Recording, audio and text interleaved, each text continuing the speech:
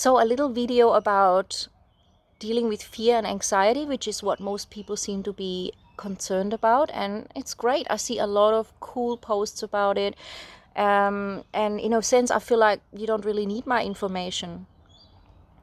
But I also know that some people enjoy hearing it from me. And so I'm going to discuss some things that I do and that work for me. Number one, I like to be in the moment and realize that one of the big reminders about what's happening with this virus is the power of story and the power of belief.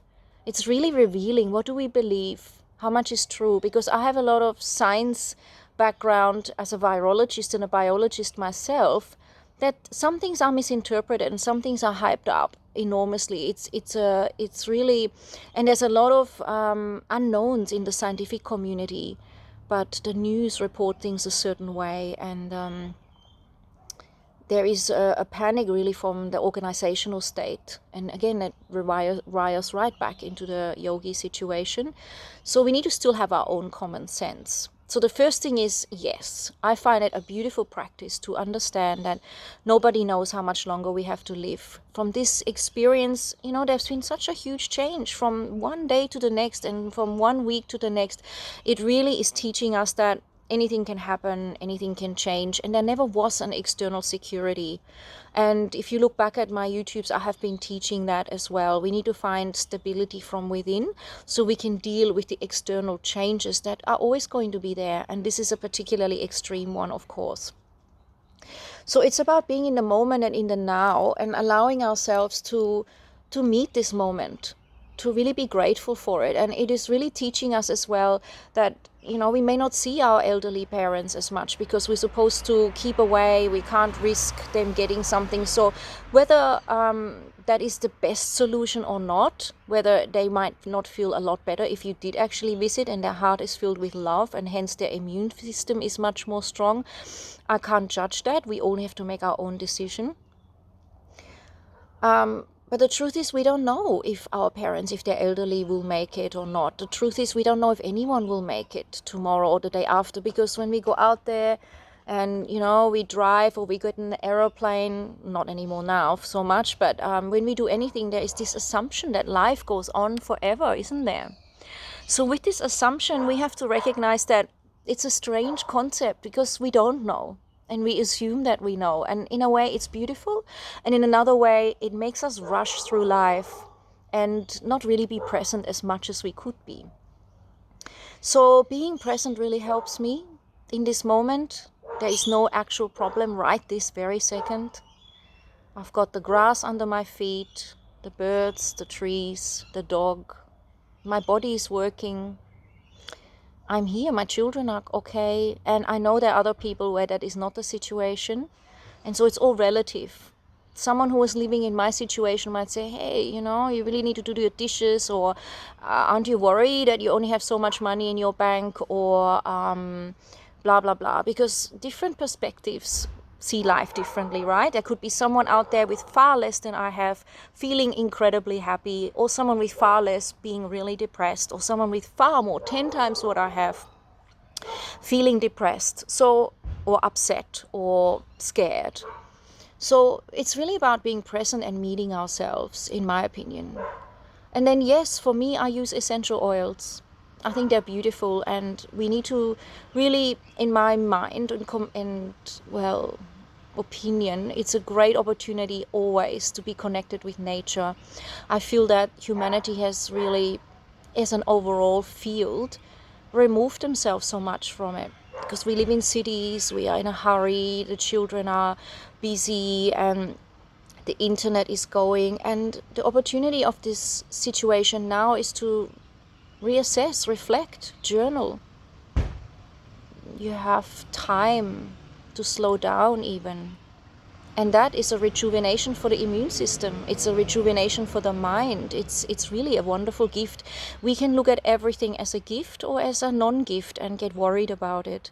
So I use the essential oils because it's the plant vibration that I connect with, and it's very high vibrational, and it clears your field, and it really helps with your state of mind. It's very beautiful. I feel incredibly nurtured, and I use my oils. And also they it's very important not to go crazy with this hygiene so that we rub the normal flora of our skin. As a microbiologist and an immunologist myself, although I'm researching sleep now as a PhD, interesting mixture, we have normal flora all over our skin. Most of our body is made up of bacteria, and we have virus DNA within us, and there is no separation. We actually are like one unit, and we use each other and work together, and it's only a problem when something takes over and is imbalanced. So to keep the balance, relax more, use essential oils rather than the alcohol swabs, which also kill everything, which means that, like happened in China, they're having skin disorders and skin diseases because their skin is exposed and hasn't got the protective mantle of your normal flora or your normal bacterial film that we have everywhere. Without it, we would be nothing.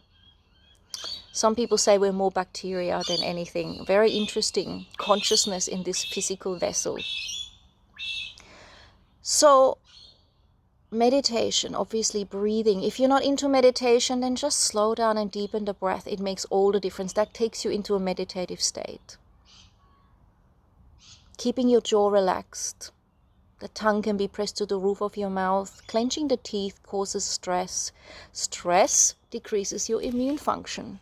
Because when we're in the fight or flight response, the body is looking for problems and it does not prioritize on digestion or immunity. So in a nutshell, the more you can relax, even amidst a crisis, the more you're gonna get through it with sanity and health. So even if you're going through a space and you're picking up fear everywhere, notice it and observe. This is a great gift to become the observer as well. What's happening? What part do I want to play? It's a wonderful invitation. So I do that, number 1 and 2 and 3 and 4. You can choose your own thing if you just choose one thing that makes you feel happy. So I listen to certain podcasts or YouTubes that I enjoy because the news is quite lopsided. You have to find your own channel that you enjoy. I have always been into natural therapies. I've always been into letting my body rest when it is feeling exhausted. I notice it when I feel more tired and I get myself extra sleep. I walk barefoot in the grass. I go for beach walks. I breathe deeply. I notice my mind, and as I slow the breath, I also notice that my thoughts become less and less, and I can choose which thoughts I wish to believe and not. So yeah, and with regards to any other practices, do what makes you feel good. You can do so many things on your own. It's quite an illusion to think we need other people. I find that polarity very fascinating. People often have the nature to resist what's going on. And so people say, hey, we need community. Why are we separating us? But it's actually a human design to want to resist being controlled and to want things that you can't have. It's a very interesting thing. So you could just decide, hey, I'm going to run with this thing. I'm just going to be by myself more and see what happens and meet myself more. And then when this is over and done with, I will see how I feel about socializing and the way in which I socialize. Because socializing is also an addiction. It's running away from oneself to some degree. And again, the yogic path takes you inward a lot, so that from within, we reflect and we work in this world to our alignment. And a lot of people search for things. They search for meaning. They search for purpose. And this is, again, another thing that causes a lot of stress. And really, the idea is that your purpose is what it is, what's happening right now. It is already exactly. So, being present and having boundaries, by the way. You might reflect as you have time to yourself, what are the boundaries that you need and how much you can enjoy your own company. And this addiction to other people, this doesn't mean we don't love each other. This doesn't mean we're not in a community. This doesn't mean that we have forgotten each other. No, it's more about being responsible for the self and enjoying the self. And that can overflow so much into our social interaction. And instead of being a needy cohort or a codependency, it becomes this amazing, I'm present, I'm really comfortable with my own company, I'm connected to my inner divinity, my inner choices, my inner truth. And then if I get together with people, that's quite from a different platform. And if that was the case, we also wouldn't have all these gurus getting away with so much, because they count on people being wounded, vulnerable, having challenges perhaps with their, upbringings or father or mother issues that then get projected onto them and that then they can use. So let's use this time to grow. Let's not ignore it like some people are trying to do. Obviously, it's a good idea to think about what could happen and then to create something that's comfortable for us to deal with it. For example, at first I didn't really get into it at all, and then I did need toilet paper, as we all know, that's been the issue in Australia here. And then when I went to look for toilet paper, I realized, well, it was actually not that easy to find. And so I realized that I need to obviously think about certain things more. And my whole family was pretty chill, so nobody said anything about toilet paper until I realized we're down to the last roll. So again, it's about, then I acknowledged, okay, I need to be a bit organized because that's the situation. And that's reality. It's about reality, being in the now, meeting this moment. There's no point in resisting. There is a good point in being educated, as long as it doesn't make you feel depressed, and taking time out. How beautiful, taking time out like people are doing, getting off social media, reflecting, maybe writing that book you were always wanting to write or meant to write, maybe doing more artwork, maybe clearing out a part of your house, maybe gardening more, maybe spending more time with your pets, maybe learning to embrace stillness and just observing the world, which is something I could do all the time. I just could love watching the world, and I have to stop myself because nothing gets done if I just keep watching the world like I can. And again, everything has its quality to embrace and to balance out. So let me know what you enjoy and what you would like to learn more about. Again, the passing of the cars, the birds, the rain, the people, these things come and go, and that's life. Life is never straight. Even if we try to control it that way, it's impossible to have a prediction. Another book that I can recommend that I've previously talked about, by the way, is Embracing Uncertainty by Susan Jeffers. It's a really good book that I love. Maybe you want to listen to some more ebooks. Eckhart Tolle is amazing. He brings you into the now and into observing your thoughts and consciousness. And he's a very good channel for that. Incredible information and very humble human being. One of the few humble people left that once I've done the research. So reflect on what's right for you and trust it. Write it down so you start to actualize it, so you start to see it, hear the writing on the page, integrate your neurology with that so that you can really honor it. It's not just another fleeting thought. And, you could even use this time to reassess. Well, this is like a reassessing point, and I can decide, what do I want to do from here? Well, what is this inviting in my being? I believe nothing happens unless it's meant to. And I know that could be a very big blanket statement, but the truth is there's always an invitation.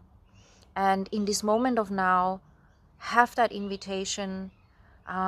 Your purpose is exactly as you are. You don't need to look for anything extraordinary. Being you, being who you are, which is what I was talking about before I got interrupted, is an incredible space we can come into. It's like a portal into our true selves.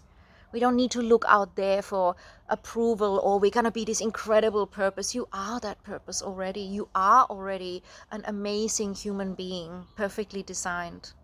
So breathe that in, enjoy, and see you on the next YouTube.